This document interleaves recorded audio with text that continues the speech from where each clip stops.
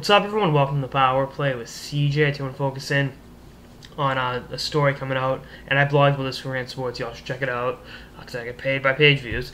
That Jarome Iginla passed up the opportunity to join the Tampa Bay Lightning in free agency to sign with the Colorado Avalanche, not because of money, but because of the youth hockey in Denver being much more, better, much more better than it is in Tampa.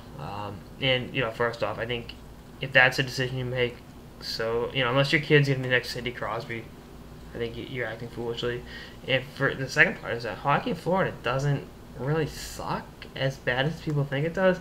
I think you look at the, Jacob Chychrun, projected number one overall pick in 2016. Shane Gosbier, Philadelphia Flyers, super prospect. Both really, really good players out of Florida, both out of South Florida, not Tampa, but you catch my drift. And, Iginla signs a 2-year deal in Tampa, hypothetically. In 2 years, his kids can play wherever, And I think the bottom line is you're putting too much emphasis on youth hockey. Are the kids having fun playing hockey? That's all that matters. Level competition should be borderline irrelevant unless you think your kid's going to be, a superstar, which, I don't know how old Jerome's kids are. I'm assuming, the 10, 12 range. This isn't the first time this has happened with the Lightning. When they made the deal for Brian Ralston back in 2008, they got his rights from Minnesota. He didn't sign with them because he wanted his 6-year-old son to be to play in a good hockey city. So he signed with the New Jersey Devils because Newark might as well be freaking Minneapolis.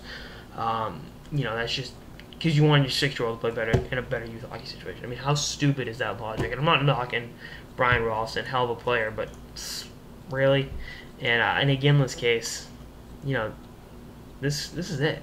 He's 37 years old. The clock is ticking. The Avalanche lost their best player in free agency to a division rival. Do I think McKinnon's game will improve? Yeah, I think McKinnon could be a top 10 player in the NHL next year. Could being the key word. Varlamov and Bishop cancel each other out. I'll give you that. But the Avs haven't addressed their defense. And, in so many ways, McKinnon, Duchesne, and those guys are too fast for Iginla at this point in his career.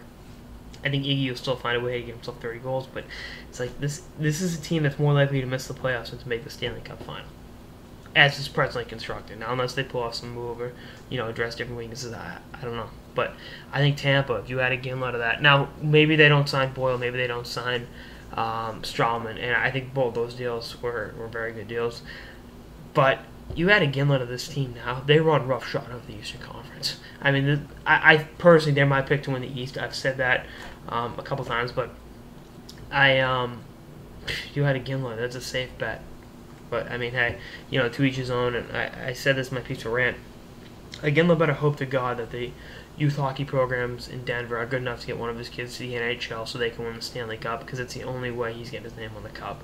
And it pains me to say that because I'm a huge Jarome Iginla fan, but I don't think he made the right choice going to Colorado. If this is the reason why, I think it's foolish. But, we'll see what happens. And maybe the Avalanche prove me wrong. I wouldn't doubt that. They got a great core there. Patrick Roy is a fantastic coach, and, some of the great hockey minds out there, and Joe Sakic, the guys in the front office. But it's like, if that's the X factor to keep you from winning, the one thing that's eluded you for your 18-year career, then, I hope he wins Father of the Year, because, if that's why he deserves it. But anyway, that's all I got in this episode of the Power Play with CJ on Jarome Iginla, turning down the Tampa Bay Lightning to join the Colorado Avalanche on account of Colorado's youth hockey. Stay tuned for episodes throughout the off-season and beyond. Later, guys.